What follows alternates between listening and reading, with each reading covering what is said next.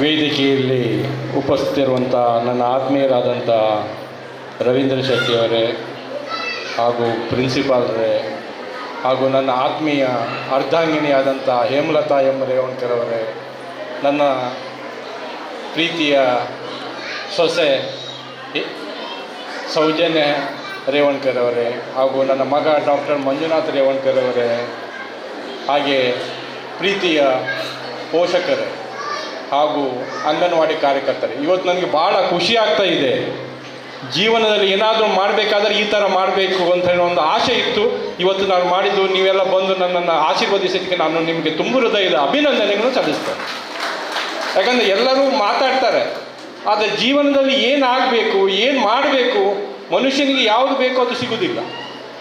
ನಾವು ಎಲ್ಲೋ ಎಷ್ಟೋ ಕಡೆ ಸ್ಪೀಚ್ ಕೇಳ್ತೇವೆ, ಸ್ಪೀಚ್ ಎಲ್ಲೆಲ್ಲೋ ಹೋಗ್ತದೆ. ಆದರೆ ಇವತ್ತು ಸೌಜನ್ಯ ರೇವಣ್ಕರ್ ಅವರು ಭಾಳ ಒಳ್ಳೆ ರೀತಿಯಿಂದ ಮಾತಾಡಿ ನಿಮಗೆಲ್ಲ ಮನಮುಟ್ಟುವ ರೀತಿಯಿಂದ, ಒಳ್ಳೆ ದಾವಣಗೆರೆ ಕನ್ನಡ ನಿಮಗೆಲ್ಲ ಮನಮುಟ್ಟುವ ರೀತಿಯಿಂದ ಅವ್ರು ಮಾತಾಡಿ ಅವ್ರಿಗೆ ಒಂದು ಜೋರಾಗಿ ಚಪ್ಪಾಳೆ ತಟ್ಟಬೇಕು, ಜೋರಾಗಿ ಚಪ್ಪಾಳೆ.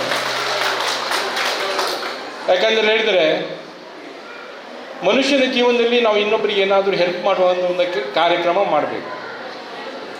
ನನಗೆ ಭಾಳ ಖುಷಿ ಆಗ್ತಾ ಇದೆ. ಉಳ್ಳಾಲ ವಲಯ ಮತ್ತು ಬಂಟ್ವಾಳ ವಲಯದ ಎಲ್ಲ ಅಂಗನವಾಡಿ ಕಾರ್ಯಕರ್ತರು ಬಂದು ನಮ್ಮ ಶಾಲೆಗೆ ನೀವು ಪಾದಸ್ಪರ್ಶ ಮಾಡಿದ್ದೀರಾ, ನೀವು ನಮಗೆ ಆಶೀರ್ವಾದ ಕೊಟ್ಟಿದ್ದೀರಾ.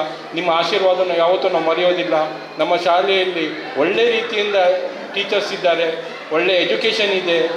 ಮತ್ತು ಟೀಚರ್ಸ್ ಯಾವ ರೀತಿ ಅಂದರೆ ಮಕ್ಕಳನ್ನು ದೇವರಂಗೆ ಪ್ರೀತಿ ಮಾಡುವಂಥ ಒಂದು ದೊಡ್ಡ ಟೀಮು ನಮ್ಮಲ್ಲಿದೆ. ಹಾಗಾಗಿ ನಮ್ಮ ಶಾಲೆಯನ್ನು ಮರಿಬೇಡಿ. ನೀವೆಲ್ಲ ನಾವು ಬಂದದಕ್ಕೆ ನಿಮ್ಮನ್ನೆಲ್ಲ ನೋಡೋ ಭಾಗ್ಯ ನಮಗೆ ಇವತ್ತು ಸಿಕ್ಕಿದೆ. ಯಾಕಂದರೆ ಎಲ್ಲಿ ನಮಗೆ ಸಿಕ್ತಿತ್ತು ನಿಮ್ಮನ್ನೆಲ್ಲ ನೋಡೋ ಭಾಗ್ಯ. ಹಾಗಾಗಿ ನಿಮಗೆಲ್ಲ ನಾನು Suraj educational and charitable trust ವತಿಯಿಂದ ಹಾಗೂ ಜ್ಞಾನದೀಪ ಸ್ಕೂಲ್ ಹಾಗೂ ಸೂರಜ್ ಪಿ ಕಾಲೇಜ್ ವತಿಯಿಂದ ತುಂಬ ಹೃದಯದ ಅಭಿನಂದನೆಗಳು ಸಲ್ಲಿಸ್ತೇನೆ. ನನ್ನ ಒಂದು ಸಣ್ಣ ಕಿವಿ ಮಾತು, 2 ನಿಮಿಷದಲ್ಲಿ ನಾನು ಫಿನಿಷ್ ಮಾಡ್ತೇನೆ. ಮಕ್ಕಳನ್ನು ಹೊಡಿಬೇಡಿ, ದಯಮಾಡಿ ಸಣ್ಣ ಮಕ್ಕಳನ್ನು ಹೊಡಿಬೇಡಿ. ಹೊಡೆದರೆ ಮಾತ್ರ ಮುಂದಿನ ದಿನಗಳಲ್ಲಿ ಆ ಮಗು ಉದ್ರೇಕಾಗಿ ನಿಮ್ಮನ್ನು ಹೊಡೆಯುವಂಥ ಪರಿಸ್ಥಿತಿಯಲ್ಲಿ ಮಗು ಬೆಳೀತದೆ. ಅದಕ್ಕೋಸ್ಕರ ಹೊಡೆದು ಸರಿ ಮಾಡುವಂಥ ಕೆಲಸ ಮಾಡಬೇಡಿ.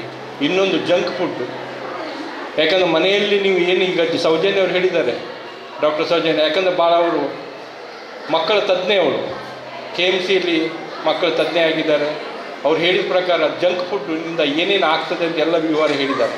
ಹಾಗಾಗಿ ಪೋಷಕರಲ್ಲಿ ನನ್ನ ಒಂದು ವಿನಂತಿ, ಇವತ್ತು ಏನು ನಮ್ಮ ರವೀಂದ್ರ ಶೆಟ್ಟಿಯವರು ಹೇಳಿದ್ದಾರೆ, ಸೌಜನ್ಯರು, ಡಾಕ್ಟರ್ ದೇವದಾಸರಿಯವರು ಹೇಳಿದ್ದಾರೆ, ಇದನ್ನೆಲ್ಲ ನೀವು ಮಾತುಗಳನ್ನು ಕೇಳಿ ನಿಮ್ಮ ಮಕ್ಕಳು ಒಳ್ಳೆಯದಾಗಬೇಕು, ಒಳ್ಳೆಯ ಭವಿಷ್ಯದ ಮಕ್ಕಳಾಗಿ ರೂಪರೇಷೆ ಆಗಬೇಕು. ಈ ಜಗತ್ತಿನಲ್ಲಿ ಮಕ್ಕಳು ಒಳ್ಳೆಯದಾದರೆ ಮಾತ್ರ ನಾವು ಒಳ್ಳೆಯದಾಗ್ತೇವೆ.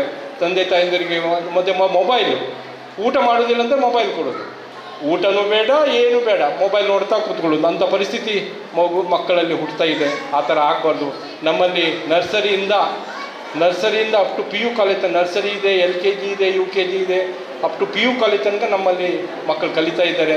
ನಮ್ಮ ಮಕ್ಕಳಲ್ಲಿ ನಾವು ನಮ್ಮ ಶಾಲೆಯಲ್ಲಿ ಇನ್ನೊಂದು ಏನಂತ ಹೇಳಿದರೆ, ಬುದ್ಧಿವಂತ ಮಕ್ಕಳನ್ನು ಮಾತ್ರ ತೊಗೊಳ್ಳೋದಲ್ಲ, ಎಲ್ಲ ಮಕ್ಕಳನ್ನು ಅಡ್ಮಿಷನ್ ಮಾಡುವಂಥ ಒಂದು ದೊಡ್ಡ ಕೆಲಸ. PUCಲಾಗಲಿ SLCಲಾಗಲಿ ಯಾವುದೇ ತರಗತಿಗಳಾಗಲಿ ಫೇಲ್ ಆದ ಮಕ್ಕಳಿಗೂ ನಾವು ತೊಗೊಳ್ತೇವೆ, ಒಳ್ಳೆ ಮಾರ್ಕ್ಸ್ ಇದ್ದವನ್ನು ತೊಗೊಳ್ತೇವೆ. ಪ್ರತಿ ವರ್ಷ ನಾವು 100% ರಿಸಲ್ಟ್ ತಂದು ಕೊಡ್ತಾ ಇದ್ದೇವೆ.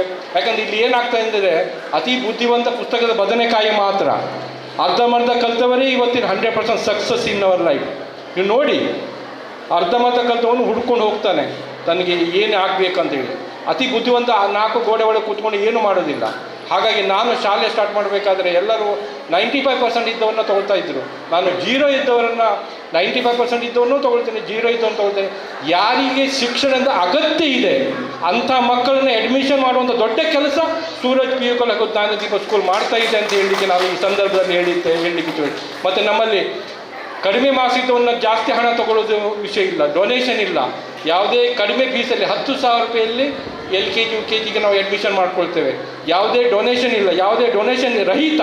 ಯಾಕಂದರೆ ಕೆಲವೊಂದು ಜನ ಹೇಳ್ಬೋದು, ಕಡಿಮೆ ಮಾರ್ಕ್ಸ್ ಇದ್ದವ್ರನ್ನ ಜಾಸ್ತಿ ಫೀಸ್ ತೊಗೊಂಡು ಶಾಲೆಯಲ್ಲಿ ನಡೆಸ್ತಾ ಇದ್ದಾರೆ. ಯಾವುದೇ ಡೊನೇಷನ್ ಇಲ್ಲದೆ ಎಂಥ ಪಾಪದ ಮಕ್ಕಳು ಬಂದರೂ ಅವರಿಗೆ ಶಿಕ್ಷಣ ಕೊಡುವ ಒಂದು ವ್ಯವಸ್ಥೆ ಮಾಡ್ತಾ ಇದ್ದೇವೆ. ಮತ್ತು 95% ಈ ಲೋಕಲ್ ಮಕ್ಕಳಿಗೆ 95% ಎಬವ್ ಇದ್ದವರಿಗೆ ಫ್ರೀ ಎಜುಕೇಷನ್ ಕೊಡ್ತಾ ಇದ್ದೇವೆ. ಹಾಸ್ಟೆಲ್ ಮಕ್ಕಳಿಗೆ 98% ಫ್ರೀ ಇದ್ದವರಿಗೆ 98% ಅವರಿಗೆ ಫ್ರೀ ಎಜುಕೇಷನ್, 1 ರೂಪಾಯಿ ಹಣ ಇಲ್ಲದೆ. ಗ್ರಾಮೀಣ ಪ್ರದೇಶ ನನಗೊಂದು ಆಸೆ ಇತ್ತು, ವಂಚಿತ ವಿದ್ಯಾರ್ಥಿಗಳಿಗೆ ಎಜುಕೇಷನ್ ಕೊಡಬೇಕು. ಅದರಲ್ಲಿ ನಮ್ಮ ಅಡ್ವೈಸರು ರವೀಂದ್ರ ಶೆಟ್ಟಿಯವರು ನಮ್ಮ ಒಟ್ಟಿಗಿದ್ದಾರೆ. ನಮ್ಮ ಇಡೀ ತಂಡ ಮೊನ್ನೆ ತಾನೇ ನಾವು SLC ಮಕ್ಕಳಿಗೆ ಒಳ್ಳೆ ಕೆಲಸ ಪ್ರೋಗ್ರಾಮ್ ಮಾಡಿದ್ವಿ. ಹೀಗೆ ಅಂಗನವಾಡಿ ಕಾರ್ಯಕರ್ತರು ನಮ್ಮ ಶಾಲೆಗೆ ಬಂದು ನೀವೆಲ್ಲ ಇಷ್ಟೊತ್ತು ಭಾಳ ಪ್ರೀತಿಯಿಂದ ನಮ್ಮ ಮಾತನ್ನು ಕೇಳಿ ನಮ್ಮನ್ನು ಆಶೀರ್ವದಿಕ್ಕೆ ನಾನು ತುಂಬ ಧನ್ಯವಾದ ಹೇಳಿ ನಾನು ಜೈ ಹಿಂದ್ ಜೈ ಕರ್ನಾಟಕ.